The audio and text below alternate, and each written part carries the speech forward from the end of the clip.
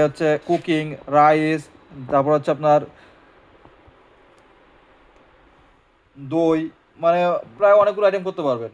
আর এখানে কিন্তু fast cook এবং ফাংশন এবং ওয়ার্ম এবং ওয়ার্ম ক্যান্সেল সব কিছুই আছে, প্লাস এবং প্লাস মাইনাসে কিন্তু আপনি এর স্পিড কন্ট্রোল করতে পারবেন।